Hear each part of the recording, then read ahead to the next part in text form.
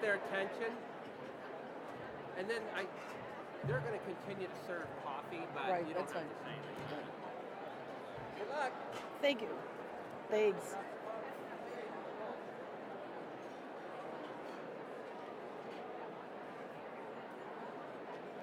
Good morning. That isn't good. Good morning. The redos always work better, and you know what I'm talking about if you were at the regional breakfast yesterday. I'd like to welcome you to AMATYC's 42nd annual conference. It's so great to see so many people up. That's probably because the East Coast people are still on East Coast time, so that kind of works out nicely. I just have been handed, this is like the award ceremony. I bet you want to know how many people have registered, okay, and where they're all from. I am told there's 1,360 people registered. This includes 120 guests. I decided to have a math problem for you so you can figure out how many people are actually math people by doing a simple problem. And I am told we have 2 people from Canada. Raise your hands. There's one here. I don't know. I can't see with the lights, but we have 1 person from Singapore. Where are you? Wave your hand. And 3 people from Indonesia. We are truly not just an American Mathematical Association of 2-year colleges, we are international. Our voice is being heard.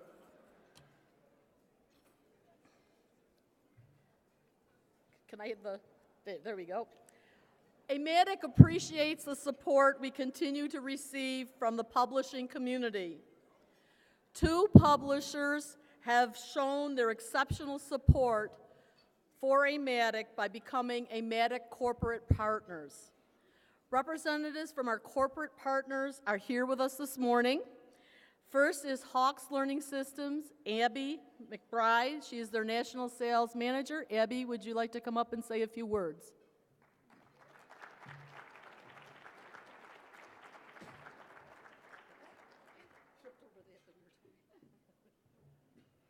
Good morning, everyone. That was excellent. On behalf of the entire Hawks Learning family, I want to thank all of you for allowing us to be a part of your AMATYC experience. It truly is an honor, and we sincerely appreciate the opportunity to learn from and alongside all of you. I'd like to say a very special note of thanks to the members of the AMATYC board and to all of those involved in putting on this annual meeting. At Hawks, we so much look forward to this conference every year, and Denver has been wonderful. So thank all of you for all of your efforts to put together such an excellent event for us all. I'd also like to recognize and thank the regional affiliates and those that make sure the local and regional meetings throughout the year are possible.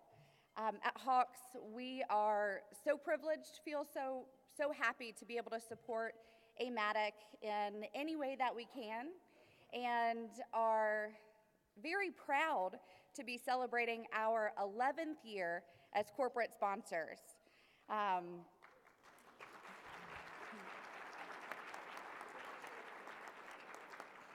Thank you. AMATYC is such an incredible example of a supportive and collaborative network within the educational community. We so admire everyone that has come here to share their stories of success, struggles, and new and different practices that you're implementing in order to better reach your students at your individual institutions.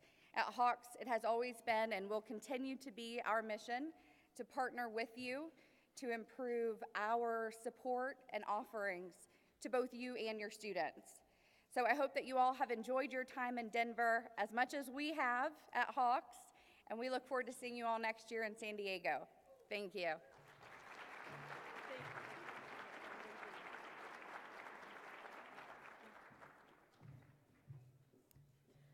Abby and I always tend to sit next to each other at breakfast. She kind of enjoys my sense of humor. I don't know why, but thank you, Abby. Next, our second corporate partner is McGraw-Hill Education, and I would like to introduce their representative, Sally Yagan, the Director of Marketing.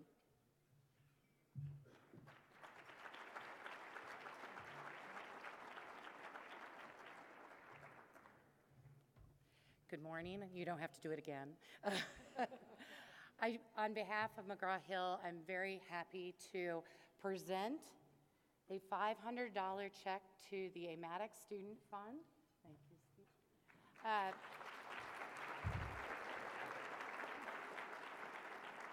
This is in support of all of those of you who have come by our booth and put up your tips and advice to making the classroom and your colleagues and your students more successful in their endeavors in mathematics. I think one of the things that I personally want to thank you all, and McGraw-Hill wants to thank you for, is your dedication to making a more quantitatively literate society that we live in. It's something that we're all striving for. It's something that we all care very much about. And thank you for allowing us to be a part of the ecosystem in which we're all trying to better our society and their ability to do math and statistics. So thank you very much.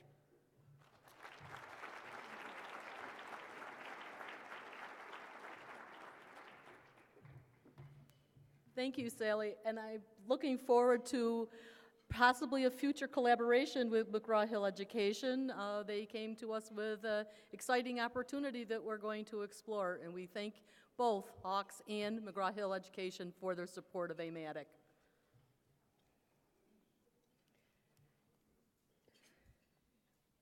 It is now my pleasure to introduce to you the 2016-2017 Executive Board. I didn't put my picture there. Here I am. You know who I am. We have Jim Ham as President-elect. Nancy Sattler is past President. David Tanner is Treasurer. Michelle Duda is Secretary. We have Ernie Danforth from the Northeast region, Dan Faringer for the Mid-Atlantic region, Nancy Rivers, Southeast region, John Oakes, Midwest region. These are all our VPs here. Nicole Lang, Central region, Kate Kozak, Southwest region, Liz Hilton, Northwest region. Oh, wow. Mark, I forgot to say hold your applause to the end, but that's Mark Harbison, West region. And I have also Executive Director Wanda Garner here. Could we have a round of applause for them?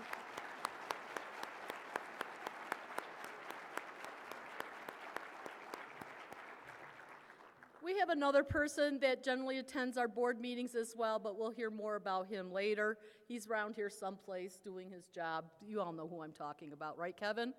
I don't know, where is he? There he is, right there. Raise your hand, Kevin. We have his picture coming up. Next, AMATYC affiliate presidents. If you are an affiliate president, would you please stand and be recognized? We thank you for all that you do in spreading AMATYC's vision. The work that you do is all extremely important for us all. Thank you so much. On Thursday, during the Affiliate President's Luncheon, 2 names were drawn to receive Presidential Student Scholarships. These scholarships are funded through the AMATYC Foundation, and I'm very happy to announce that the names of the 2 winners are Philippe Francois from Delaware Technical Community College and John Bill from Columbus State Community College. Thank you. If your affiliate did not submit a name this year, please be sure to do so next year. We have how many affiliates? 44. We received 14 nominations.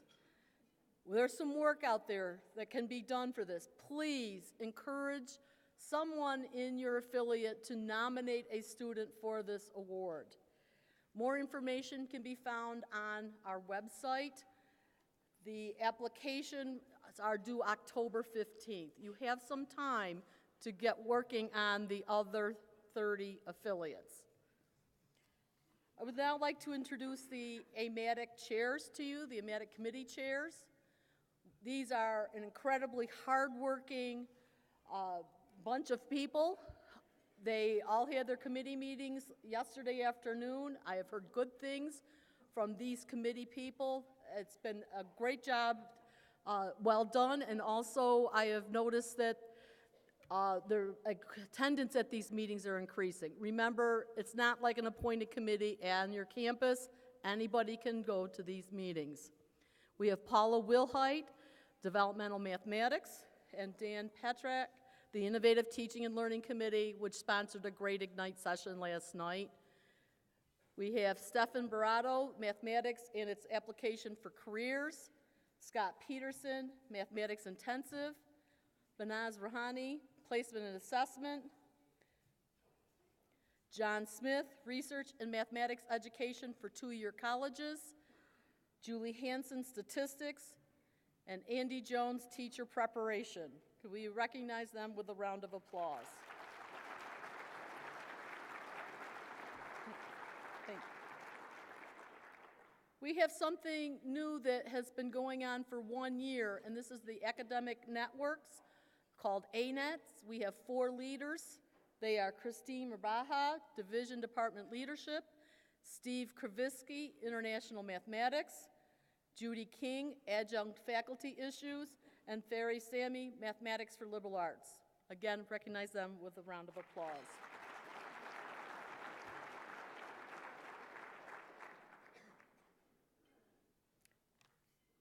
I don't even know where to begin to thank. Where's my office staff? They're over there.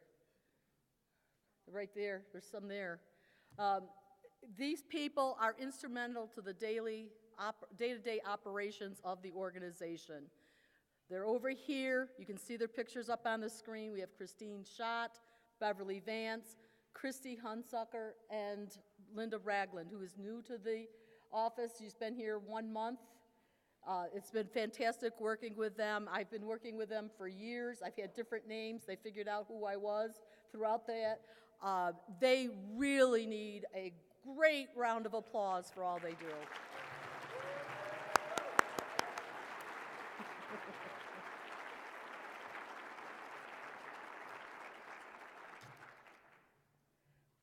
The Student Math League is in the capable hands of coordinator Steve Hundert and test developer TJ Duda.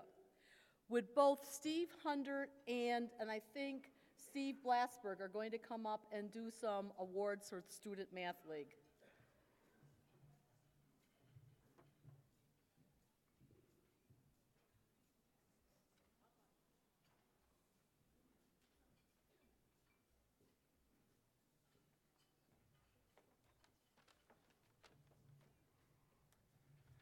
So I'm really enjoying my time here in Denver. I just had a quick question for the locals. When I see something on a menu listed as grass-fed, what's the correct way to interpret that?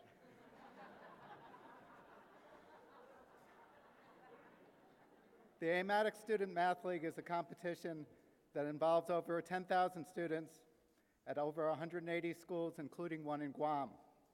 And no, I don't run it alone. This is a team effort. So I want to thank Pearson Education for generously funding our grand prize, a $3,000 scholarship. Mu Alpha Theta for providing copies of Mathematica to our top 10 players. And thanks to the tips that you provided, we now have $500 from McGraw-Hill. I also need to thank Steve Blasberg and the Test Development Committee for providing both the questions and the answers for the competition. George Hilbert for maintaining the website and electronic scoreboard, and Beverly Vance and Christine Schott in the AMATYC office for more things than I could possibly mention. And of course, a big thank you to all the moderators who recruit our students, run practice sessions, administer the test, grade the test, catch the errors on the answer sheet, and post the scores. The league could not exist without everyone's efforts. And now the results. For the second year in a row, the top team in the nation is West Valley College. Accepting the award is Rebecca Wong.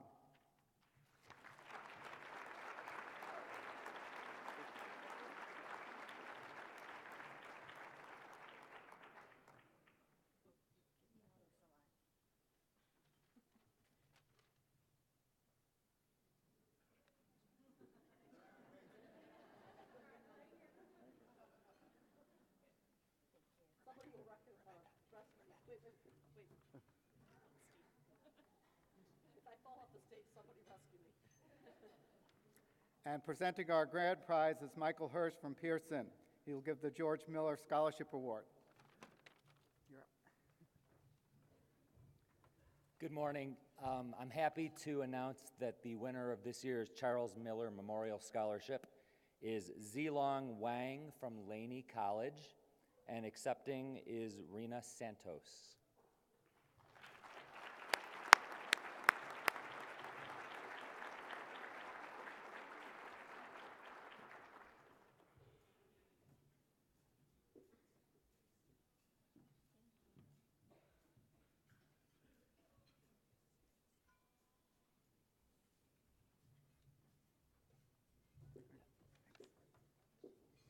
All right, enough of the kid stuff, and on to the pros. And I'm talking about the Steve Blasberg Faculty Math League, where once again, the much coveted plexiglass trophy is up for grabs, as well as an individual cash prize generously funded by Mu Alpha Theta. So here's Steve Blasberg. I would like to thank the Executive Board for not making it the Steve Blasberg Memorial Faculty Math League. But we have the individual and the team results from yesterday's competition. We had 53 participants, which was excellent. That many people were willing to undergo a grueling examination. So the individual results, starting with third place. Third place was Benjamin Aschenbrenner from AMATYC in Indiana.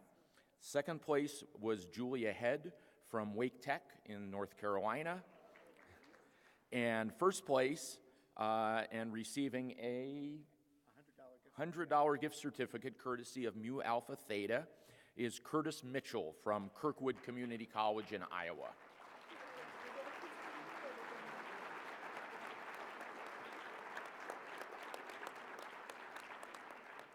As for the team competition, I believe that this was the closest team competition we have ever had. Second place with 60 points was the Southeast, and winning this year's Faculty Math League team competition was the Midwest with 61 points.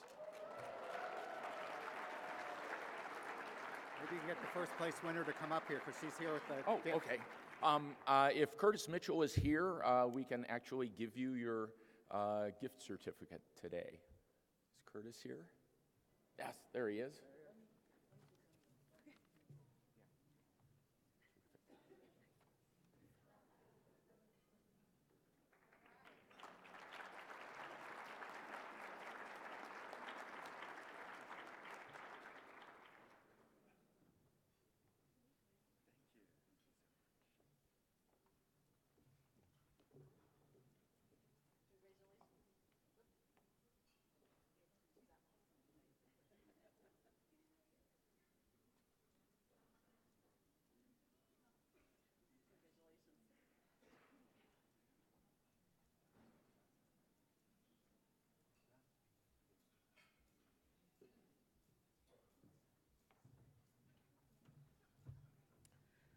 Congratulations. John has got his trophy. I remember holding that proudly myself.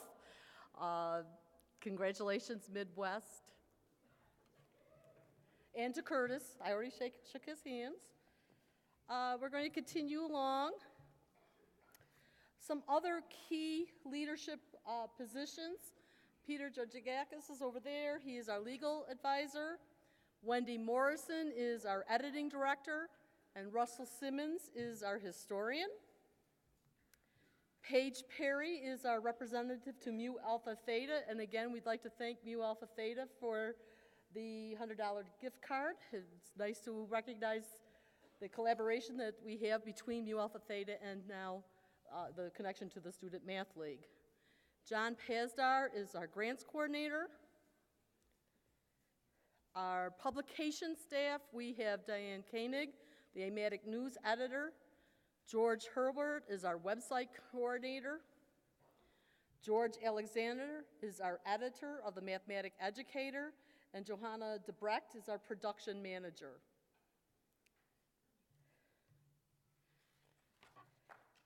Thank you. That's good. I think I skipped a slide. You allowed me to figure out that I skipped a slide, so this is good. Our professional development colleagues.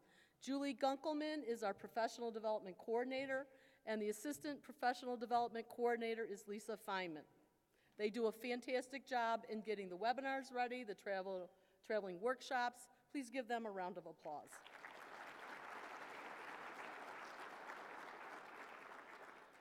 Next, the AMATYC Foundation Board. I'm sure there's a few of you out there on the edge of your seats trying to figure out if you're going to get one of the prizes the foundation is offering. Many names you see on the listing up there have already been introduced. The 4 people whose names have not been introduced who are on the foundation board: Fred Peskoff, Rachel Black, Pat McCaig, and Bill Stinken. Many thanks for all of the hard work you do on the foundation board. I think they deserve a round of applause.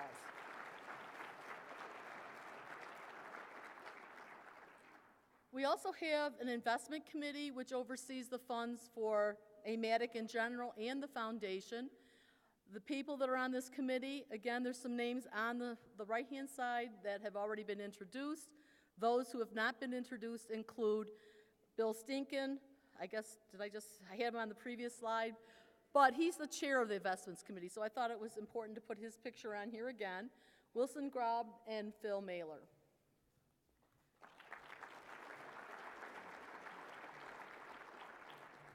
Laura Watkins is the AMATYC Project Access Coordinator.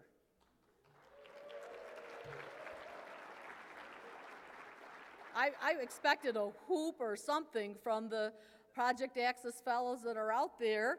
So why don't the both of you, anybody who's in a Project Access cohort, please stand so we can recognize you and you can recognize Laura. And let's give them a big round of applause. This is the future of our organization. Thank you.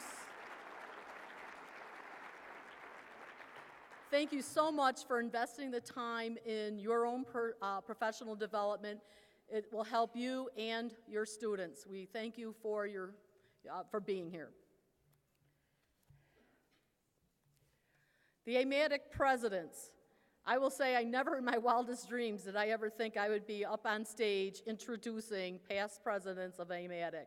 It is indeed an honor to get to know these people in even a more, a different way as advisors, trusted friends, and it's just great to have met with them all yesterday, all in one room. We have quite a few on this slide, and we have some more on this slide. They deserve a big round of applause. They have helped bring AMATYC to where it is today. They just do a great job, and I appreciate your friendship, your advice, your counsel, your everything. So thank you so much.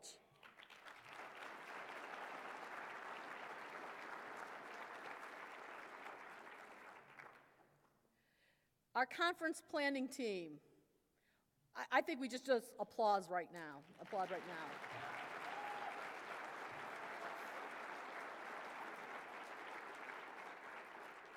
We have a team that lives, breathes, and just does everything around the conference, year in and year out. I know that they're already working on the San Diego conference, and I know we've also been talking about the Orlando conference. Our chief person is the conference coordinator, Kevin Doctor. Kevin, you do an amazing job. I'm glad I found out where you were so I could look you in the eye and say, what an amazing job you do. I have followed him around on site visits. He knows his stuff. He does a lot for the organization. I can't express my thanks enough for all that you do, including making me get here at 7 o'clock this morning. But thank you very much.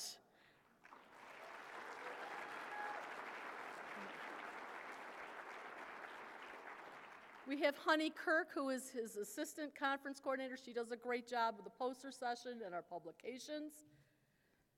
Natalie Vega Rhodes, she's our advertising chair. She is a go-getter. I really started to get to know her. I love what she's doing out there. I think the advertisers and the publishing companies appreciate what she is doing. Frank Goulard, our exhibits chair, again, he's leaving this position. He has done a wonderful job for 6 years, so I want to do a special mention to Frank. Frank is out there waving his hand.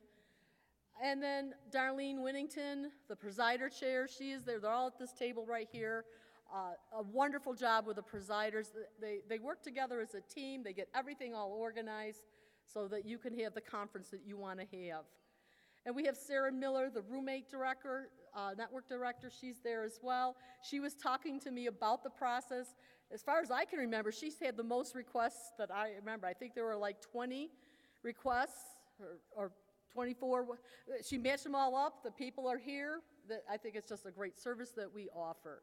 So again, many thanks to the conference planning team. They do a great job. Thank you.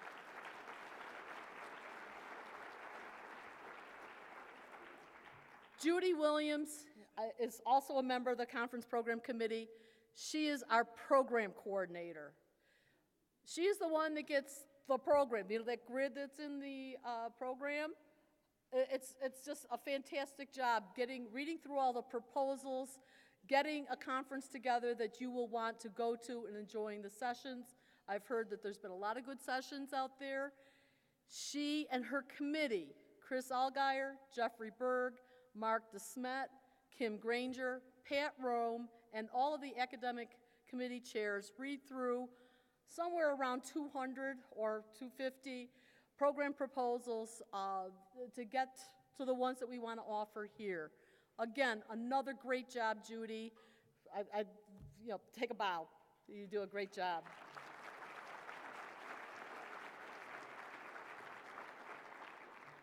Where is Erica?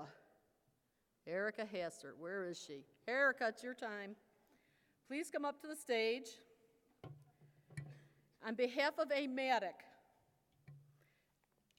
I would want to thank you for all of your work as the 2016 local events, doesn't matter, as a local events coordinator.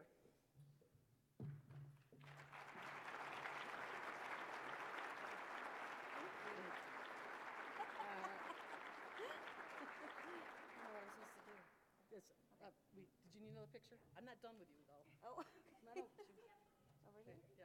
Okay. Thank you. Erica is not shy. You are? I'm giving you an assignment. Ask Erica how we first met face to face. That's all I want to say. Just ask. She knows what I'm talking about. But thank you for all you've done. I've really enjoyed it. I've never been to Denver. I almost can say I still haven't been to Denver because I think I haven't been out of the hotel since Tuesday. So thank you. Thank you very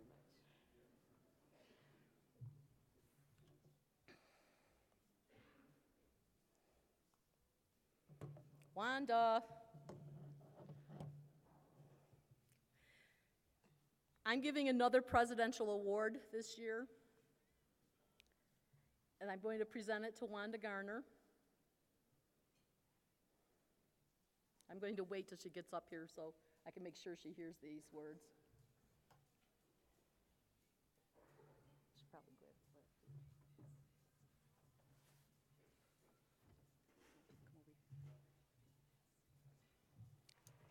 Today, I am presenting this award to my friend, Wanda Garner. The intention of this award is to recognize the exceptional service and dedication to AMATYC. In looking at AMATYC's history documents, I have found that we first found your name in 1985 when you were a regional vice president. Fast forward 30 plus years, and you are still involved as ever as our executive director. In the meantime, I had to read the history documents for this. She has served as secretary in the 3 presidential positions. I'm learning about how to do that from you. 12 years as program coordinator. Now that is dedication. That was fun. Okay? And exceptional service. I remember meeting you in 1992. I came in front of the board as the production manager of the AMATYC Review. I had a different name then, but it's still me, and you were the board secretary. Least favorite job. Michelle, where are you? At that time, she was destined to become president-elect, and I was just hoping to get the next issue of the Journal out on time. Never did I dream that I would be standing here presenting the Presidential Award to you. So I will give it to you so I don't have to hang on to it right now. On a personal note, Wanda has been on the receiving end of a lot of my emails, phone calls, texts, and so on. She is a great sounding board, and she has no qualms telling me that my idea is crazy or that it just might work. She has been there not just for me, but for the AMATYC leadership, giving her time to further AMATYC's mission, as well as increasing our visibility in the mathematics community. Her knowledge of AMATYC is invaluable. As I was preparing these remarks, there's a tune rolling around in my head. If I could sing, I would sing this. I can't sing. I toyed with bringing Ernie up to sing, because Ernie likes to sing, but I decided not to do this. So just, when I say the words, I think many of you will know these words. Thank you for being a friend.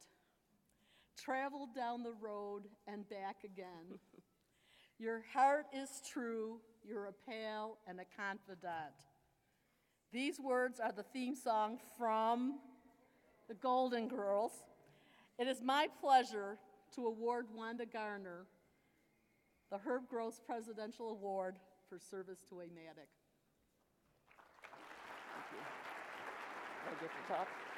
Do I get to talk? Yes, you get the All talk. right. I'm going to stand out of your way. Thank you so much. I just asked Jane if I got to talk because I was going to talk anyway. I want to say just a few things to y'all, particularly those of you who are just starting your careers. You know, when I left high school in the late 60s, and yeah, I know you're doing the math, I came from a situation, a farm situation in the Midwest, and a family situation where education wasn't particularly expected, especially not for females. So I'm the first in my family to achieve a degree. Fortunately, in my community, in my area, in my city, in Kansas, there was a community college. And what I found in that community college were teachers who cared, teachers who were enthusiastic about teaching and about their students, teachers who loved not just what they teach, but their students. And that, you know, I knew immediately that was my career. It took me a little while to figure out whether it was going to be math or biology or chemistry, because there was a little sorting there, but math won out, of course. Moved forward a little ways to my first job. So I landed I took a job in a small community college in northern Wyoming. There were exactly 2 math faculty, myself and another person that I'm since convinced was probably crazy. He wasn't so fond of his students, so they all came to me, which was fine. But I was just a new teacher. There were so many things I didn't know, and I was trying to figure out how to teach, how to be most effective, what to do to help my students. And fortunately, I met at that point the Central Region Vice President, because believe it or not, Wyoming was in the Central Region then. And he told me about AMATYC, encouraged me to go to my first conference in 1981, and again, I know you're doing the math, that's 36 years ago. After that, I was hooked. There was no getting rid of me. And I think by probably the second year of participation there, I had run into two women that definitely wouldn't turn me loose, and those two women were Cheryl Cleaves and Margie Hobbs. They said, well, we're going to do a presentation next year in Orlando, and you're working in a tech math area right now, which I was. Come work with us and help us do this presentation. It just rolls. It just keeps going from one move to the next. Yeah, I know, Cheryl. It's your fault. And as they say, the rest is history. I've really, really found what I was looking for in this organization. I found other faculty like me that were trying to figure out how to do the best they can do for the students in their classes, how to help everyone succeed. That is probably why I've spent so much time working with this organization. But it isn't just the teaching, the students, it's the people sitting in this room. This is a family, this is a community. We all have the same goals. You are as dedicated as I was and am still. I know you are, or you wouldn't be here today.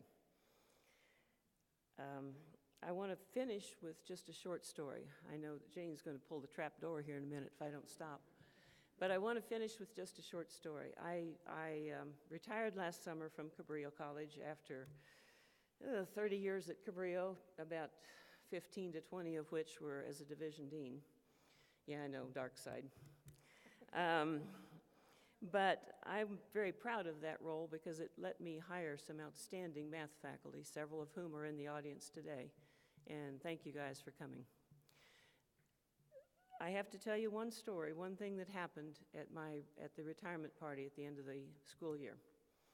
The college invited, party organizer invited anyone in the college who wanted to write little remembrances or a few words about the folks who were retiring. And one of my math faculty wrote something that absolutely took me by surprise. She wrote that she wanted to thank me for the education that her daughter is receiving. Now, her daughter's in about second or third grade. And I'm thinking, I'm not connecting here because I know I haven't had your daughter in school. I don't know your daughter. I'm just not getting this. So she went on to say that she mentioned to her daughter's teacher that I was retiring, and the teacher said, she was my algebra teacher. She said, she says, I didn't quite understand math, and I didn't really know how I was going to deal. She says, I knew I wanted to be an elementary ed teacher, but I didn't know quite how I was going to deal with the math involved because I wasn't into math until I took that class. I had no idea. To this day, I don't know that person's name. I wish I did. I'm going to have to track my teacher down and find out who that is so I can personally thank her. But the point to that story is you don't know how far your reach extends. You don't know whose lives you will impact. Every time you walk through the classroom door, think about the power that you hold in your hands to change lives, and not just the lives of the students sitting there in front of you, but their students as well. And again, I'm going to say, I know you have the dedication and caring that I have tried to maintain throughout my career. I know that's true, or you wouldn't be here. And I hope you're all back next year. Thank you.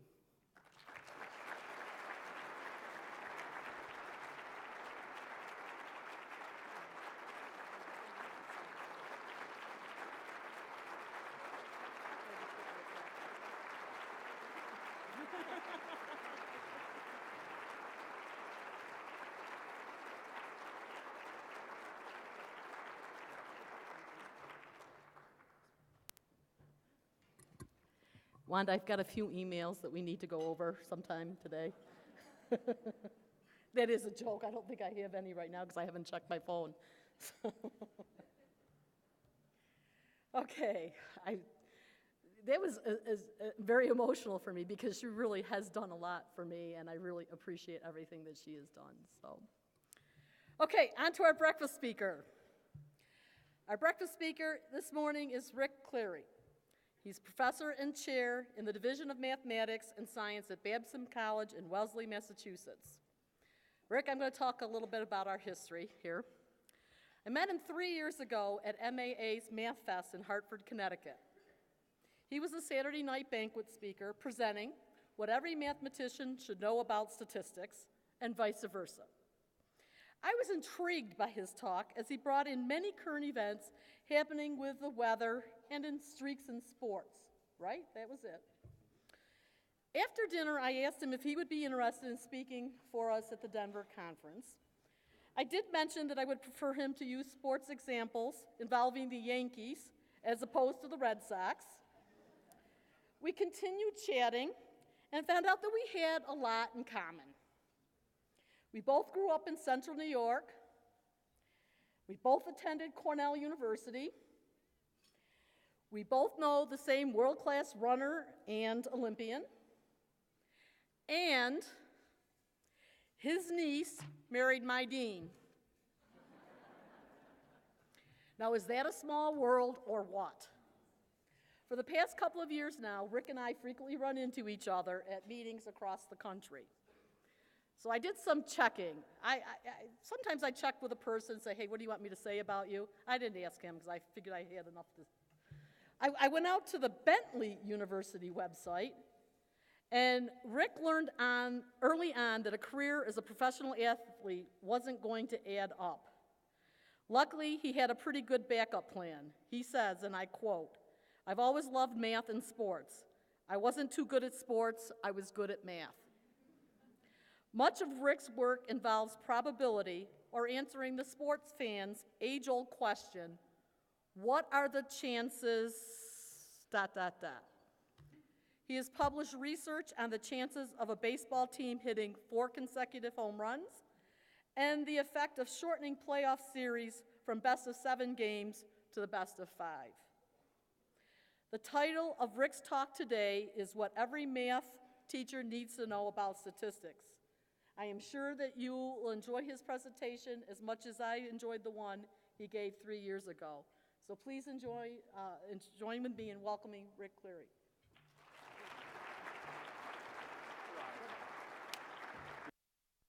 Very sports appropriate. Okay, is my room mic on? Good? Well, thanks. Job one, of course, is to thank Jane and Kevin Doctor, who's just been great on tech support. I'm so happy to be at the AMATYC meeting. Just hearing now all the dedication that so many members, so many of you involved in so many exciting ways. I've been very active in the MAA. I was on executive committee for 6 years, and I know what it takes to put on a meeting. I especially want to thank the sponsors who help out so much and do so much for our students. So I really appreciate so much all of this. I also always like to start when I'm going to talk to teachers about teaching. I do think back to my own excellent teachers. And I got my PhD degree at Cornell, but I was an undergrad at Oneonta State in New York. Some people call it Stoniana, where you do what you want to. But I had a great career, and I'm married to a mathematician. My wife, Ann Trank, is a professor at Wellesley College. She was an undergrad at Harvard. I was an undergrad at Oneonta. And we have pretty much the same job now. And I use this when I meet all these high-stressed parents trying to get their students into the, see how high they can throw their children, which when you live in Wellesley, where I do, you see a lot of. And it's the teachers I had really, are why I'm here today. So I thank them and think of them all the time. And also, I want to thank all of you. I was fortunate enough to get to teach at a community college. In the summer of 1979, when I was a graduate student at UMass Amherst, where I got my master's degree, there were 13 graduate students who applied for summer teaching for 12 spots at UMass. And I taught it, the professor who assigned them I wasn't her favorite student, I guess. And so to make ends meet that summer, I went and taught at Holyoke Community College, about 20 miles away from Amherst, which was tricky because I didn't have a car. But it was the greatest teaching experience of my life. I had wonderful students, most of them older than me. I was 22. And a lot of them worked overnight at a printing press in Chicopee, Mass., and then came to campus. And they were just great. It was one of the great teaching experiences, and I'm so glad that I got to do it. And in fact, along that line, 3 friends of mine, I'm not going to bother to click through their websites because I know how those technical things work, but 3 people I work very closely with.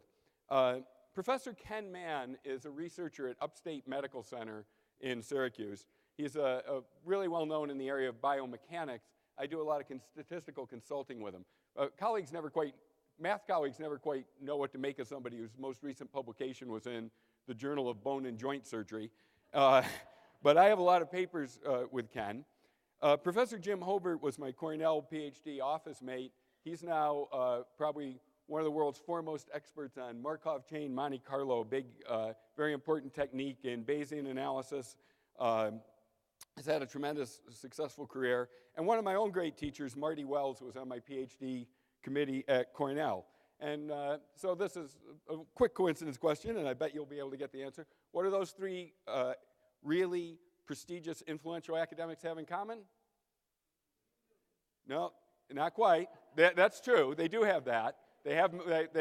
I know them all, but they all went to community colleges. They all started their academic career at 2-year schools. Ken went to Mohawk Valley Community College in Utica, Jim, SUNY Ulster, Kingston, New York area, and Marty, Shasta College in Redding, California. So just another example of how influential your work can be, which we all really appreciate.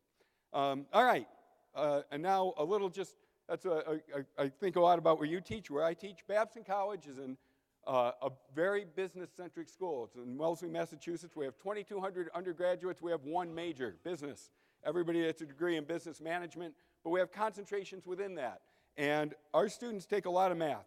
We all take at least 2, all our students take 2 semesters of a quant sequence with some statistics, some calculus, some OR, a lot of the things that you all teach in your school. So our curriculums line up. They don't line up perfectly, as I know, because we get a lot of 2-year college transfers, and I'm the person who has to decide where they start in our sequence. And so I'm in touch with the AMATYC community a lot, so I really appreciate it. All right, enough demographics. Let's do some math. I got puzzles for you. Time to stretch those brains after breakfast.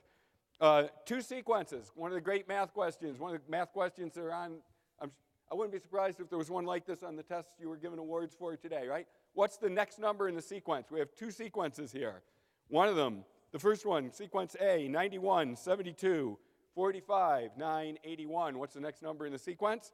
The second one, and this I previewed on the conference video, some of you may have seen it, 13, 19, 60, 51, 9.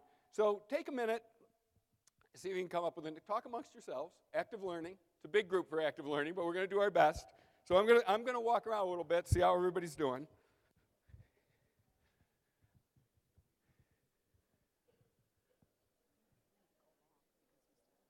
Yeah, good. I'll go till about 9:45. Yeah, but that's fine. I got enough.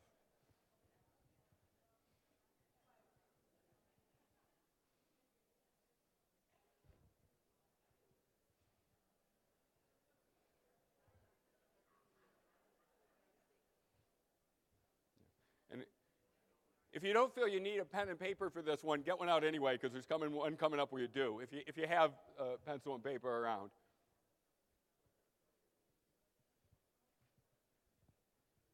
Good. Yeah, that's fine. Good. How are we doing? Anybody got a good, anybody have a suggestion like for A that they like? 63. I heard a bid for 63. Anybody else? Who likes 63 for A? Some people get that? All right, see a few hands around the room. Sequence A, the next number is, in fact, 63. Yeah, because the sequence goes like this. There's several ways to consider it, but they're 2-digit numbers. You reverse the digits and take the absolute value of the difference. So 91, reverse the digits, get 19, subtract, you get 72. 72, reverse 27, subtract, you get 45.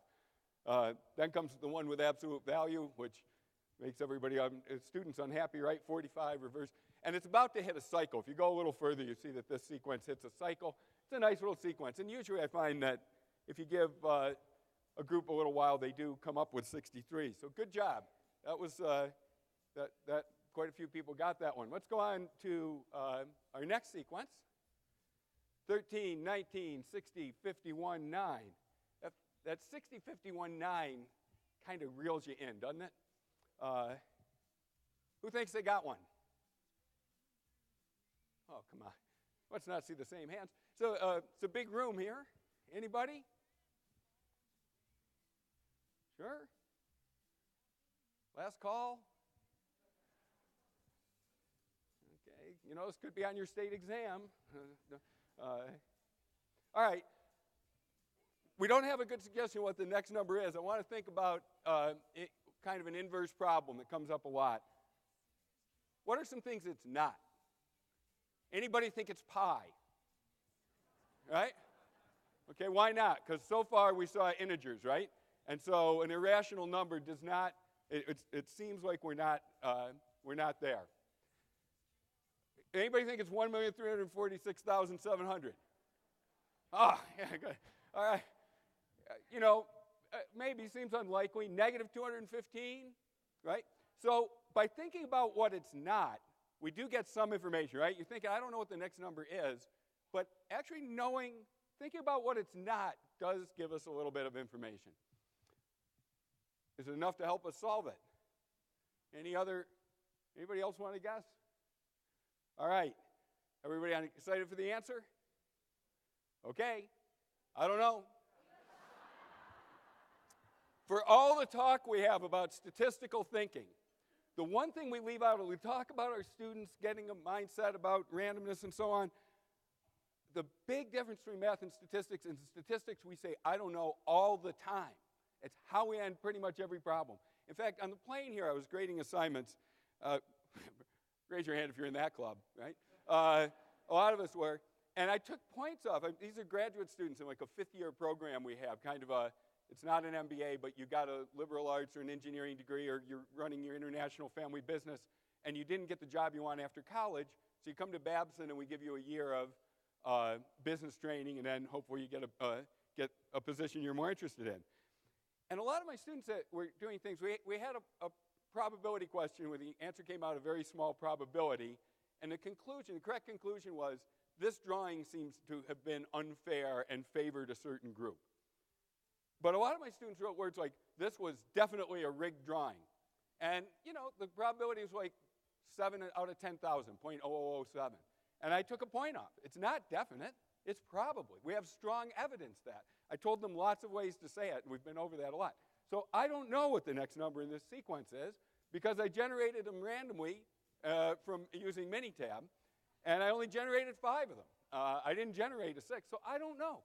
And that is a big part of the statistics mindset. When we talk about statistical thinking, you have to be, in mathematics we say, I don't know when we begin certain problems, right? And we work through them, but we have some confidence we're going to figure it out. Even for Maslow's theorem, it took us 300 years, but we got there, you know? We have some feeling we're going to figure it out and get it eventually. Whereas in statistics, we really don't know. That element of randomness is hard. So some things are inherently random, and trying to come up with a pattern for them is wasted effort. You know, there's a lot of thinking about this in statistical process control. We teach it sometimes this way to engineers, but students might get the next number in the sequence. Of course, in this case, we don't know. And I suppose somebody could make the argument like, oh, I really understand the inner workings of Minitab's random number generator. Maybe, but it's pretty unlikely, right? It's really a pretty random event. So here's when I think you're thinking about statistical thinking, a good way to think of it is the world is more random than most people think, and most people like to give credit for. That there are elements of randomness in cases where we don't know the answer, and those come up all the time. Here's a few more examples of things you look at. Stars in the night sky. The stars in the night sky are pretty randomly distributed spatially. And did ancient peoples look up and say, they're pretty randomly distributed? No, they looked up and said, there's a hunter with his dog chasing a bear, right? We love to impose order on things that are inherently random, and that's a really good, astrology is really a wonderful example of that. Another one that you hear almost every day, stock market results. I wrote an essay about this a few years ago that's in a popular statistics book, that analysts on the news every day, right, the stock market goes up, and they say, oh, French third quarter housing starts were better than expected. There's always a reason, right? Anybody ever heard anybody on the news say, well, the stock market is an inherently random process. Some days it goes up, some days it goes down. Today it went up. Over the long term, it's gone up more than it's gone down. It's been a good investment. Ever hear that? It's right every day. Well, some days it goes down, but that's a pretty good interpretation every day, but nobody ever hears it, right? We impose order after the fact. And so that's a really, it's something we do all the time. So if you're going to think a little more statistically and a little less mathematically, you have to allow for that random element. Here's another fun experiment. Draw a square. If you've got a pen and paper nearby, draw a square. If you don't, imagine a square. Look at a square. You're maybe sitting with one. Okay. Good? Everybody got one? Now, place 5 points at random in the square. Raise your hand if you know this drill. Oh, good, not too many. Place 5 points at random in the square. Put little X's 5 different places. Okay, that doesn't take too long. It's fun to have your students come up to the board and do this. I like to do this and then early in my classes. Now, take your square and draw 9 equal subsquares by drawing like a tic-tac-toe board inside of your square. Just out of curiosity, too, could I have a show of hands for anybody who's doing this on a tablet or their phone can draw on something that's not paper? Cool. This is great. I didn't quite have the nerve to try it myself live in a big room, but that's great. It's a great application of technology. Technology, vendors keep an eye out being able to draw here. All right, here's my guess. Those of you, how many people have done it, had paper around? Put your hand up if you've carried out the experiment. Keep your hand up if your 5 dots are in different squares. All in different squares. Most hands are still up, right? Students almost always do this. But that's not random. That's a pattern, right?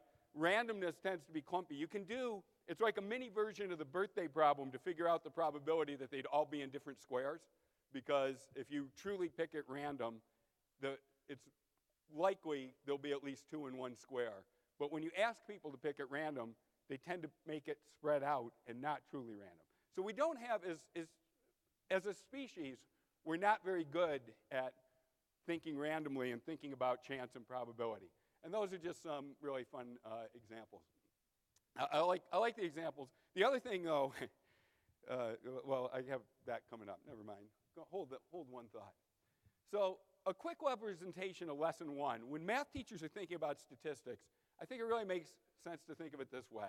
Much of what we do, college algebra, pre-calculus, calculus, many of the courses we teach, y equals f of x is what it's about.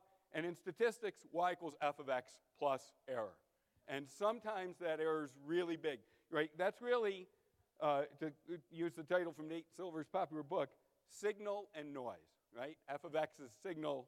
The error part is noise. How much of what we observe can be a relationship between 2 variables, and then how much is error around that.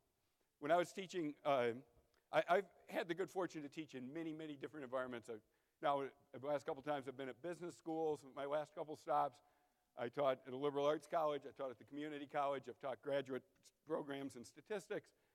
But to me, a very challenging group to teach statistics to is engineers. And when I was at Cornell, I was in the College of Engineering, and I taught this big 250 to 300 students every semester statistics course.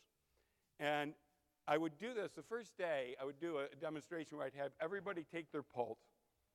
Then we'd have students tell me, we'd randomly sample a few people, get their pulse rates on the board, and then talk about why pulses might be different. And students would name 20 variables that might cause pulses to be different. gender, caffeine, exercise, stress, all these things that could go into their pulse rate. But nobody ever says it might be random. Then I have the students retake their pulse a minute later and say, well, their gender's the same, their stress level might be a little different because I called on them, but their pulse has changed. There's an inherently random element. And then these are students who've had already linear algebra, differential equations, and I would put this idea up, y equals f of x and y equals f of x plus error. And one time I had a young woman come up to me after class, an engineer, and say, Professor Clary, I don't do error. I think she thought I was saying you're supposed to make a mistake rather than it was inherent. It was one of those moments you have where you realize your lesson didn't get across what you thought. You thought it was a beautiful, crystal clear lesson. So this is the way I like to think about it, though. And then so much of what we do in statistics, a lot of the procedures we look at are sorting out signal from error. How much of what we see is due to error. All right. Lesson 2, on to models, thinking about models. True or, this is an easy quiz.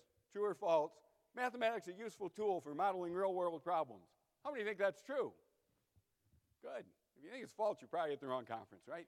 I agree. So, name one. Suppose now it's Parents' Day at your school, open house day with the admitted students, next year's cohort come by and are looking around, and somebody says, what's it good for? Name one of the problems. So somebody tell me a favorite. What's math good for? Pardon? Projectiles, like firing things, right? Your origins of calculus. Good. I'd like to shoot a rock at those people in the back of the room, and I can't throw it that far. Right, so that's a good one. But what was that? Data across network, beautiful. Network, the networks are big now. Transmission across networks, that's great. Pardon? GPS, beautiful. Another great network. Pardon? Population growth, excellent. So we have a lot of models out there, and they are something that all of those have in common are people that would think of as sort of very STEM-oriented, right? Maybe the transmission of data could be other things, but those are kind of science and math examples, and a lot of people are back there. But one of the great things about statistics is we saw what the crowd liked for math models. Stat models are lurking in almost every comparative sentence we use. So to a statistician, if you kind of develop the ear for it, when somebody says, this is a pretty good sandwich for a fast food place, I hear a project. When students come to you and say, I can't think of an idea for a project, they're not, one of the things I think we really should do when we're thinking about statistical thinking is to hear that sentence and think, quality is a function of venue plus error, right? I went into this fast food place expecting a certain quality of sandwich, and there's some error around that line, right? And we get that all the time. And I love, one of my favorite start of a statistics course assignments, even for PhD level students, if they've had mostly theory so far, is to say, go out and listen for 3 of these between now and next class, and then come back and let's talk over which ones really would make a good project. Which ones would you have the ability to test? How would you test it? Are those interesting? So that's one I particularly like. I get some pretty funny responses to that, of course. You got to brace yourself. In some sense, you learn about stereotypes. When you get back sentences like, he's pretty smart for a hockey player. Intelligence is a function of hobby plus error, I guess. So all of these things. Sorry, Jane, apologies. Red Sox second baseman Dustin Pedroia is a small person who hits for power in baseball. If you're not a baseball fan, you can still get the model. Pedroia has a lot of power for such a small guy. Power is a function of size plus error, right? So all of these suggest projects. This one would be a really good one for students. If students suggest that bigger people hit for more power, there's a regression model lurking there of let's do some, it's easy to get the height and weights of Major League Baseball players from Major League rosters. It's easy to get their power statistics. It's easy enough. There's a regression problem lurking right there. So I was just thinking about the way we were talking about mathematicians before. A mathematician modeling this relationship might develop an equation or system that inputs things like swing plane, bat speed, pitch speed, location, output of a trajectory. The thing we had, projectile motion was a great idea, right? Baseball is a little projectile, and we propel it with a bat, or we miss, depending on who's playing. We could develop that as a very deterministic system. We could leave randomness out of it, pitch by pitch. But when we collect all that data, the tremendous data we have now, I don't know how many people are, I'm not really deep in the weeds in baseball analytics. I do a lot of math and sports stuff in a more general way. But when you see now the level of data they have for every major league pitch, even minor league pitches. Some of my former students who've taken my math and sports course at Bentley and Babson have jobs with minor league teams. One of the things you can get now, if you subscribe to the right service, you can actually get, when a pitcher throws a curveball or a breaking pitch, you can get the spin rate of the rotations per minute of the baseball on its way to home plate. It's amazing, and they have a lot of those. And I don't know if you know I'll get to another sports example in a minute. Every NBA team now has these motion capture pictures 24 times a second, 25 times a second. They take photos and they note the XY position of every player on the court and the XYZ position of the basketball. 25 times a second for a 48-minute game. They get 72,000 lines of variables, 72,000 lines with about 300 pieces of information during a game. And a former student of mine who works for the Houston Rockets can do things like, if an assistant coach says, I thought so-and-so wasn't hustling, he can look and say, no, he covered this many meters and that many. It's really remarkable how the data has changed that. But to a statistician, we're interested in the strength of association between the inputs and outputs. How much of power can be explained by size, right? So I really like that as an example of it's a problem that can be done both ways. I haven't had the time or wherewithal to do this, but it'd be really fun. I remember a couple base calculus books I've seen have the problem, a nice max-min problem about, is it faster to throw a baseball from the outfield to home plate with a cutoff, throw two throws on a line with a cutoff person, but then the cutoff person has to catch the ball and make a little exchange, and that takes time, versus a person who just tries to throw it all the way from the outfield to the plate, but the ball has to take a higher trajectory, so the throw takes longer, but there's just one throw. I think if somebody has an idea, wants to work on a paper, thinking about modeling that as the math problem, and then going out with a couple people from your baseball team and testing it as a statistics problem would be a beautiful, beautiful thing. I mean, that's, again, thinking like a statistician. You want the theoretical model underneath, but you want to think about the randomness of the data as well. So to recap, lesson 1, world is more random than people think, and lesson 2, statements that can be interpreted as statistical models are common. So these are 2 ways I think we can think like a statistician in a big picture way. I was at the excellent talks yesterday by Alan Rossman and Marty Triola that had lots of great classroom examples of very specific statistics problems, and I like to think these are the ways that some of the things that sort of tie those together. Now, if we want to move from models to making decisions, which is what we do in statistics, right? We take models, we get inputs, we try to make decisions. They're easy to find when we use those comparative sentences, but studying them and applying them takes a careful approach. And this is where the statistical expertise comes in. What model should we use? What's our population? All the statistics speakers yesterday really made it clear that this is something we're often not very good at, is really thinking about who's this apply to. And students often don't quite understand who the measurement was on. What sample? What measures are we going to use? Are there outliers? And then how are we going to make a presentation?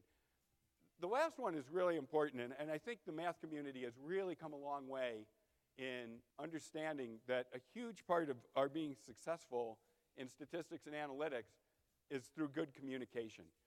Bill James is probably the most famous baseball statistician, kind of the founding father and popularizer of sabermetrics. But what's underappreciated is that he's a fantastic writer. He would not be famous as a statistician if he wasn't a brilliant writer. And it's his writing that's interesting and compelling and sold a lot of copies of his books. When he just produced reams of statistics, he had an audience of hundreds. And when he started writing and got people to read, he had an audience of millions. And it's a big difference. So communication's important. And I think this is, I'm going to put in a timely aside because I'm a statistician. There's many statisticians in the room. And our reputation took a hit in the last few weeks, right? Well, it's true. I mean, it's easy to me. It's all over. Our reputation as our ability to take a hit. And I think a lot of that is because so much of the time what's presented in the media and when people talk is not a very nuanced view. You know, if you look at 538.com is probably the most famous poll aggregation site, Nate Silver's site. The night before the election, they had the probability of Trump winning at 29%. 29%. If 29% events didn't happen, my college wouldn't have students because we have a 29% yield rate. 29% of the students we accept show up. A 290 batting average hitter in baseball would never reach base if 29% events didn't happen. And events like that happen all the time. So no matter your political leanings, I think people who are really thinking statistically, and depending on your point of view, you might have been excited, you might have been scared, but you recognized that there was two possible outcomes to the presidential election. And I think a lot of the post-election rancor would have been different if people had a more nuanced expectation, my own sense. We had a couple Babson students, a couple students in my college, very embarrassing thing, behaved really badly after the election. Some of you may have read about this, by going to Wellesley College, which is in the same town. We do a lot of cooperative thing with them, and essentially making a demonstration of the fact they were happy that Donald Trump was elected president. But and the details of this incident have a lot to be sorted out, but it was bad behavior. And I think the bad behavior was because everyone was surprised. And of course, Wellesley is Hillary Clinton's alma mater, and that was a place where they were expecting to have a big celebration. And the fact that people thought it was a done deal raised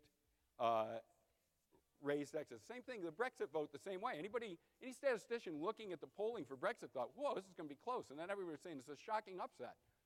Anyway, it's a surprise to me, probabilistically. And so media outlets and consumers like clear statements, right? Probability it's really related to statistical thinking. Statistical thinking says unusual events have a chance to happen. And there was a real failure of that culturally, I think, in both the UK and the US. That said, as a statistician, I must say polling error was present, and there's been a lot of speculation about why and what we can learn from that. There was polling error in 2012, too. People don't remember it so much, and it was mostly the other direction. People thought Obama was going to win, but it was going to be close, but he actually won by a lot more than people expected. But again, well within the margin of error of most polls. So people ask me this all the time. This one's strictly my opinion. I'm not an expert on polling. I've done a little consulting in that area, not a lot. I think a lot of people are saying, people when they were polled didn't want to admit they were going to vote for Trump. I think that's actually kind of a small fraction. I think it's mostly non-response, that people who didn't answer polls. And also most polls, how many people here got polled at least once for the presidential election? Take my own poll. Quite a few, right? They usually include some question. Years ago, pollsters learned if you ask, are you likely to vote? Everyone says yes. But we know that not everyone's likely to vote. So they tend to put in some question like, now, do you know? They don't ask you, do you know? Because then you'd be on to them. But they say, and where exactly is your polling place? And if you say, I vote at Sprague Elementary, they are more likely to mark you as a likely voter. And I think early indications are that this year, perhaps a lot of people who hadn't voted in a long time came out to support Trump, and that could account for a lot of the error. If polling methods indicated these people are unlikely to vote, and then they in fact did vote. So my bit of non-expert opinion, well, I guess I'm a statistician. I'm more expert than the average schmo. I'm not, but people have asked me about it so much, and I suspect it's a conversation point on your campuses, so I hope you'll forgive that aside, but it does tie in nicely. And it also leads me, there's always a lot of discussion about how probability and statistics modeling should connect. And many math departments have a course called, I see your transcripts quite often, and there's a lot of different titles. One title that's still out there quite a bit, Probability and Statistics. How many people here have a course with a title like Probability and Statistics? All right, still quite a few out there. There's a nice little inside joke we have that I think I made up. Why are most probability and stat courses like BWI, the Baltimore-Washington International Airport? It's not in either city, but it's a lot closer to Baltimore. And it's a long way from BWI to Washington. And it's a long way from most probability and stat courses to statistics. Because most many mathematicians are more comfortable teaching probability, and trying to do both at once is hard. And as a lot of the speakers yesterday pointed out, we've taken a lot of the probability out of first courses in statistics, which I think is great. They are a little bit different.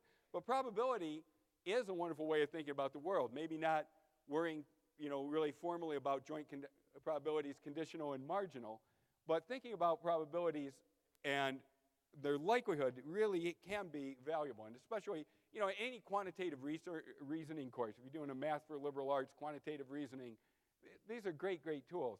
So statisticians, but the connection to statistical thinking, and what I think math teachers need to think about is, even when you're teaching probability, there's often data you can check. So I think when we're teaching probability models, we should be ready to go out and get real data and back it up. And so now I'm going to get to a couple of the sports examples Jane mentioned that are really fun. Sports media and sports fans love streaks, right? Winning streaks, hitting streaks, all kinds of streaks. What's everybody's favorite examples?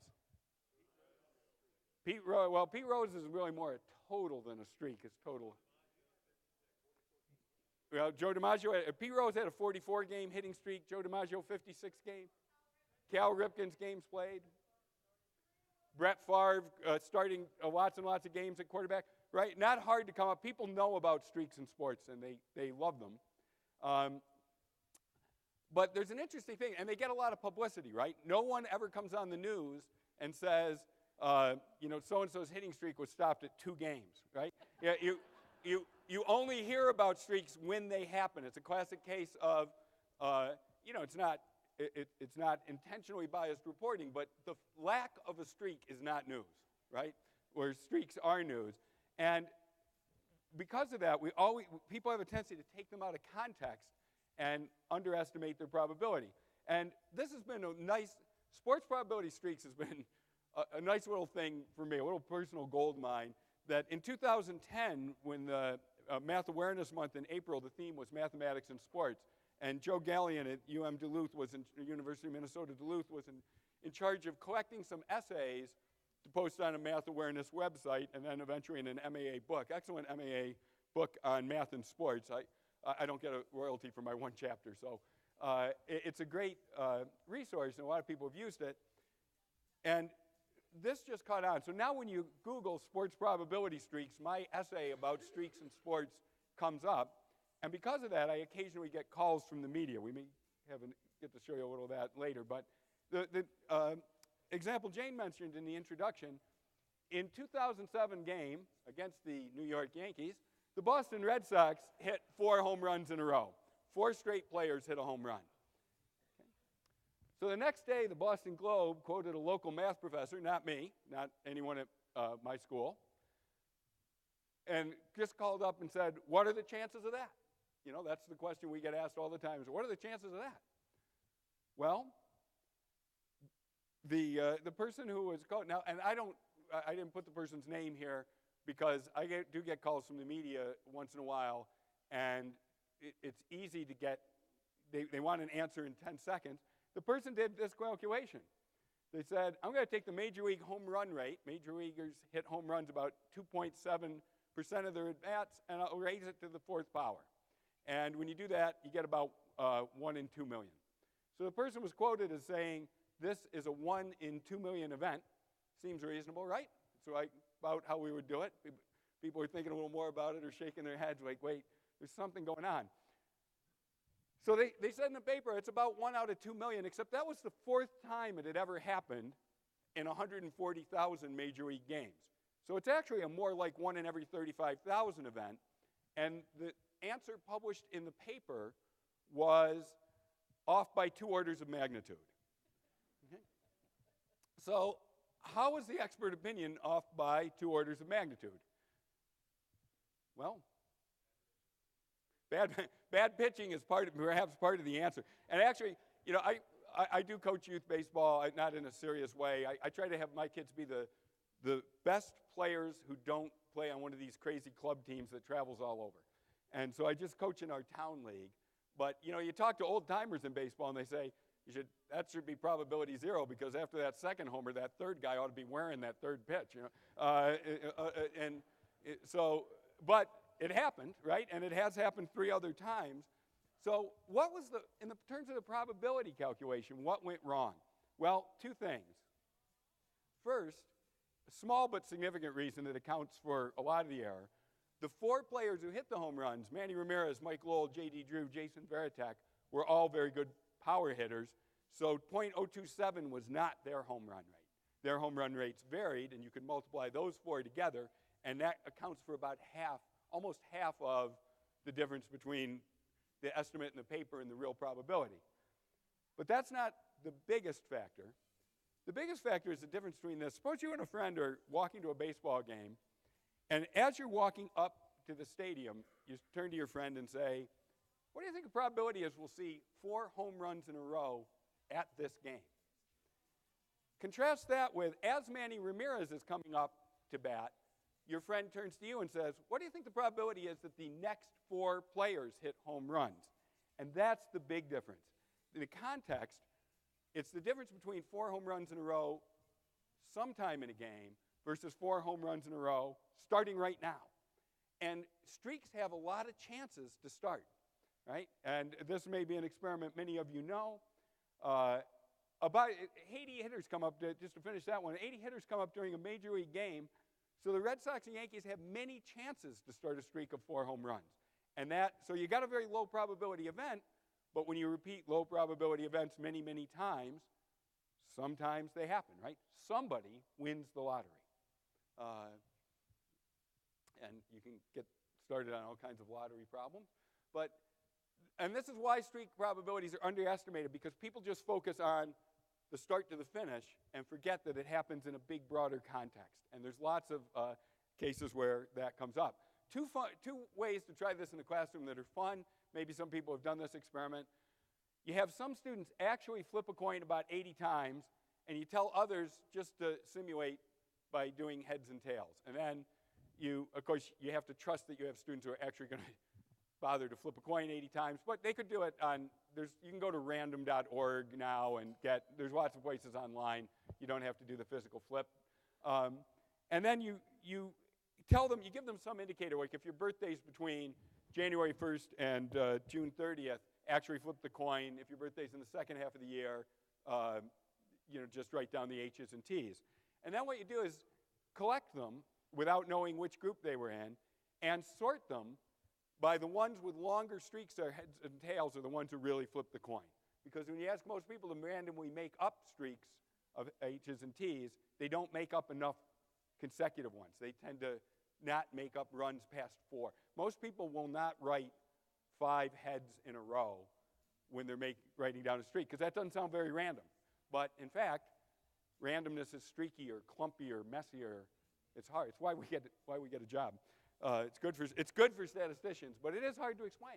And I was going to say, you can also look like a genius or not. One thing about doing probability experiments in class, the world is more random than you think. You have to be willing to fail. It's really helped me now that Babson, where I teach, the focus is on entrepreneurship. And when you're teaching entrepreneurs, you teach them to fail fast.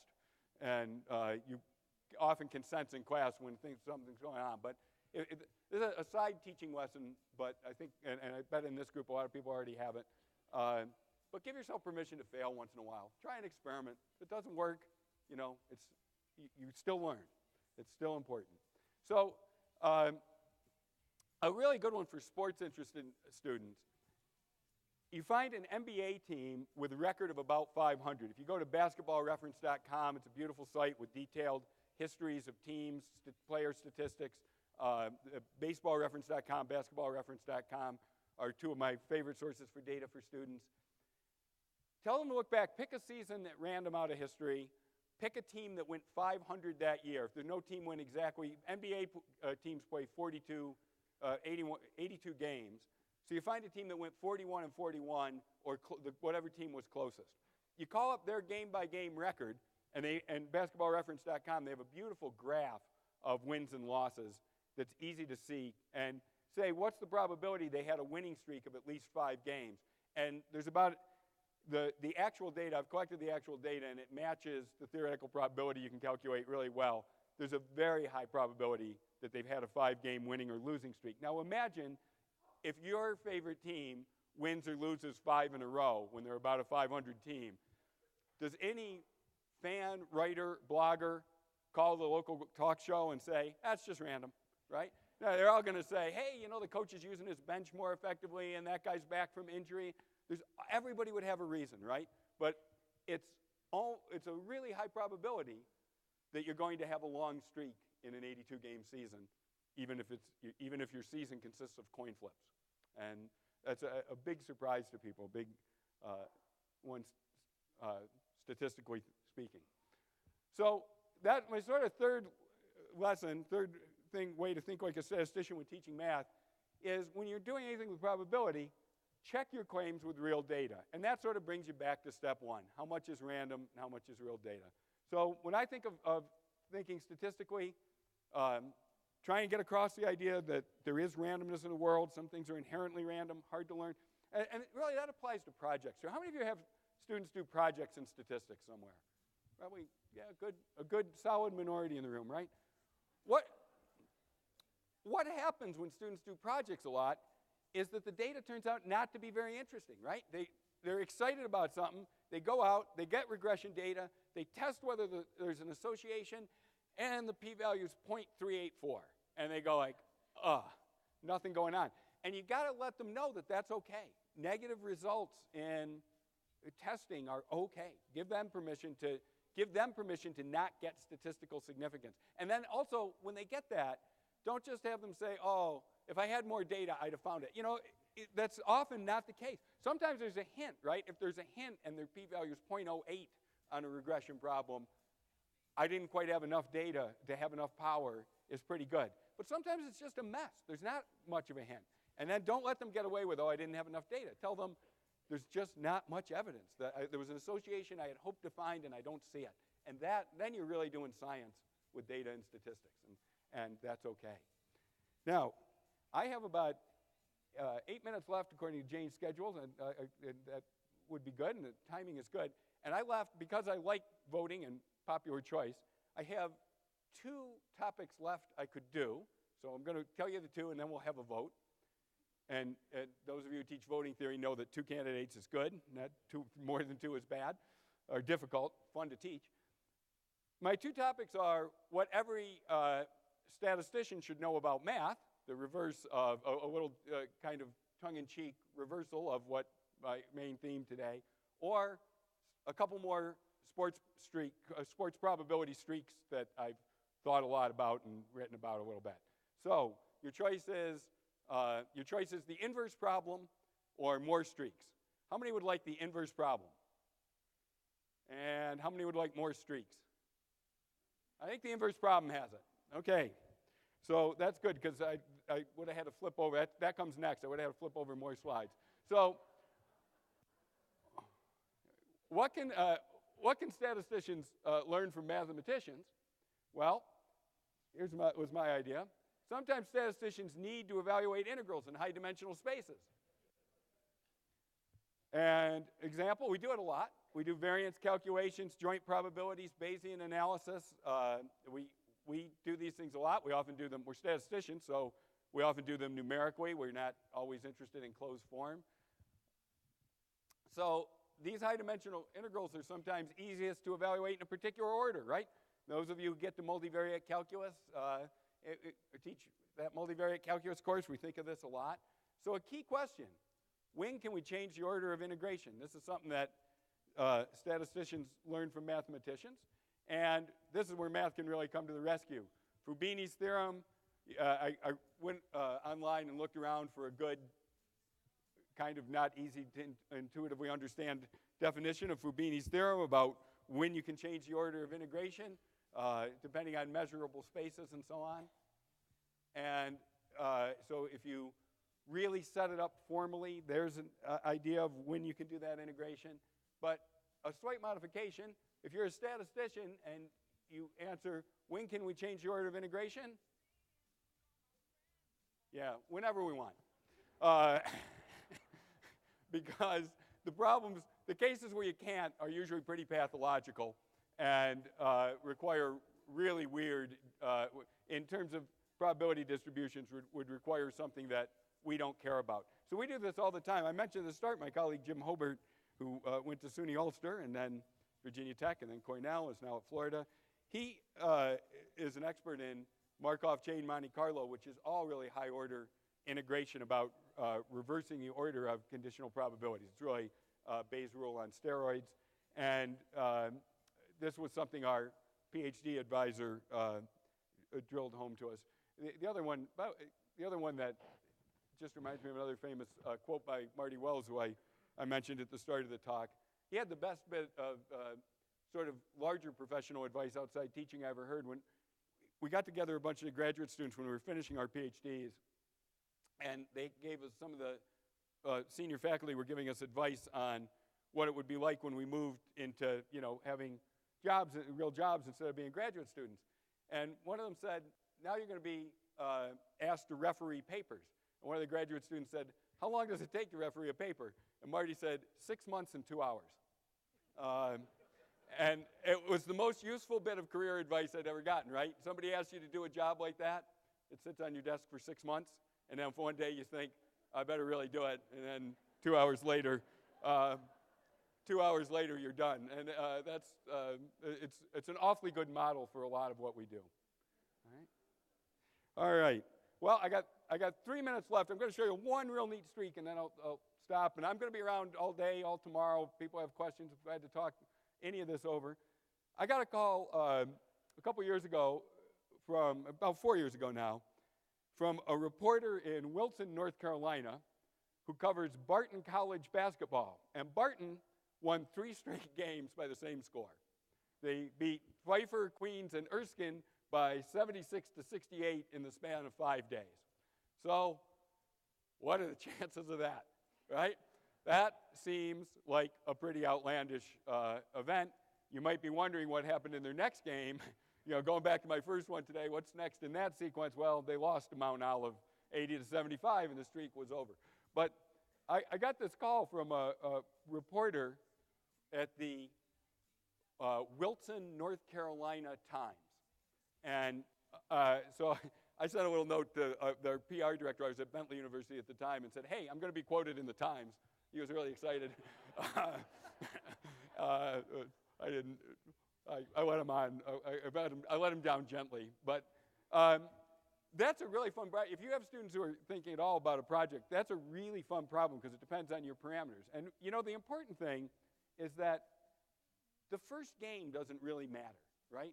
It's just like the birthday problem. You pick one person and you've got a birthday established, and now you start computing the probabilities with the second one.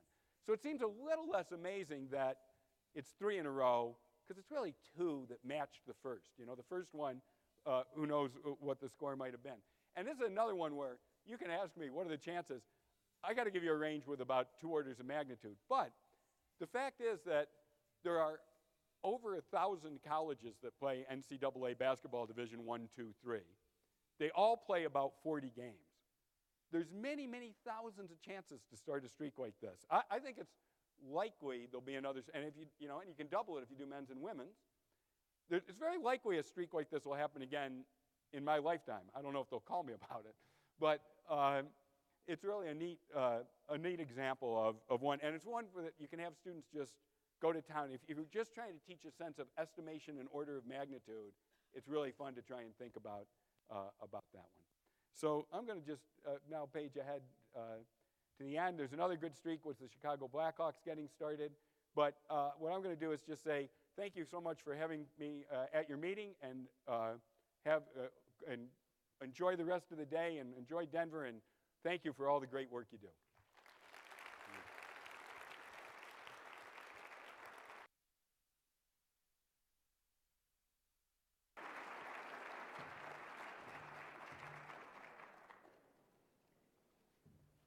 Thank you.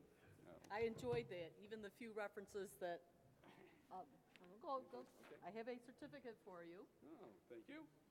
And I do have a special gift for him. I have a T-shirt.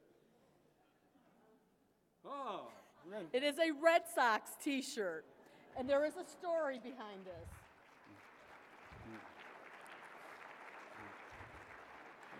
It's been worn once for approximately 3 minutes, and I wore it a few years ago at the Northeast Regional meeting. I had a fashion show, and I had 5 or 6 different T-shirts, and I wanted to make my NEMATIC friends happy, so I actually wore, for 3 minutes, a Boston Red Sox T-shirt. I have never worn it again, so I thought somebody would like to have it that could use it. Well, thank you, and I will use it. Okay. Very good. Thank you, Jane. Oh, yeah. It's not, yeah.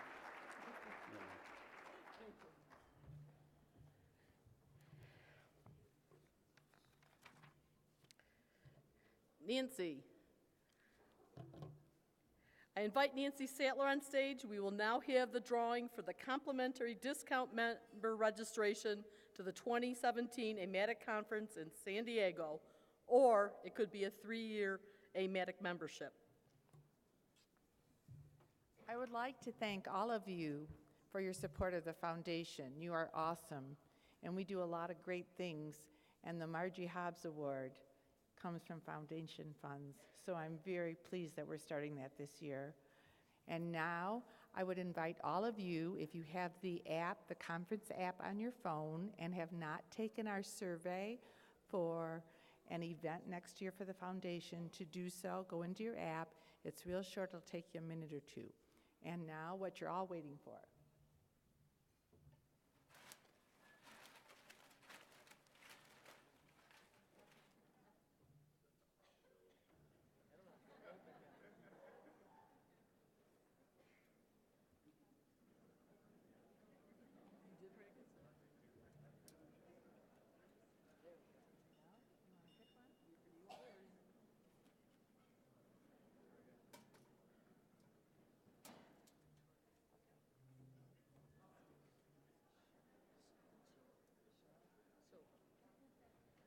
And the winner is Ned Shillow. Ned, are you here? Ned out there? Is Ned out here? I know he's at the conference. I saw him. Maybe he's not here right now. Anyway, we'll make sure that Ned gets the award. We would be glad to take your money. There will be somebody sitting at the foundation table from 10 until noon. And then at the delegate assembly this afternoon, we will know the region that has the highest participation and the highest. I was kind of hoping, I'm from the Midwest, so I would really like that the Midwest either had the highest dollar amount or the highest participation, but we'll see what happens. So at the delegate assembly, we'll have that drawing. So thank you very much. Enjoy the rest of your conference, and thank you for supporting the foundation.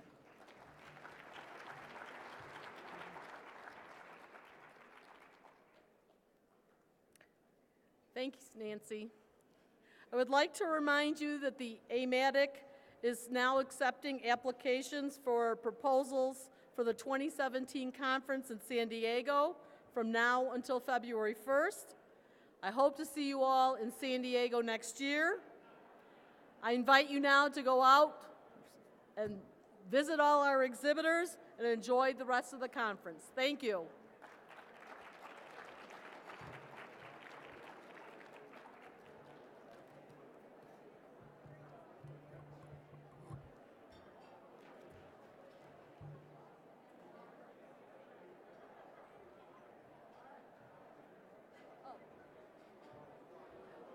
board members, please come up towards the front for a picture.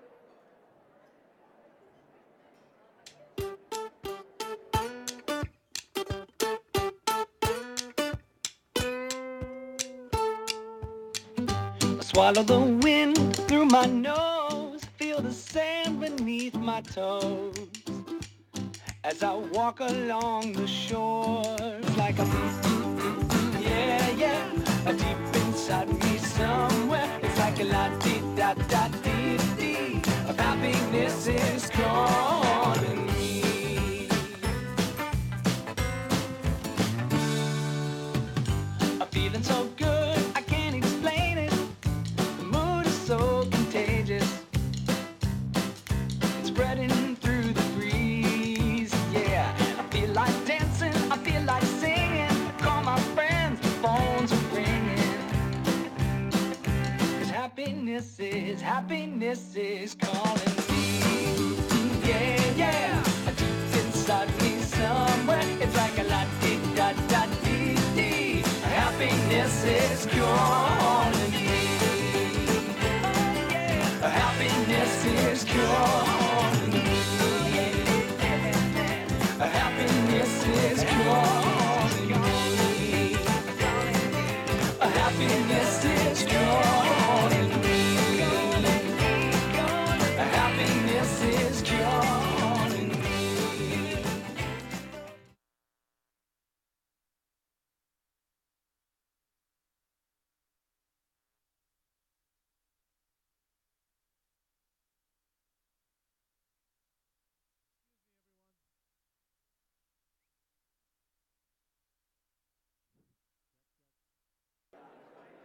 Hey, Yusuf. Excuse me, everyone. We really need your cooperation in moving out into the exhibit hall.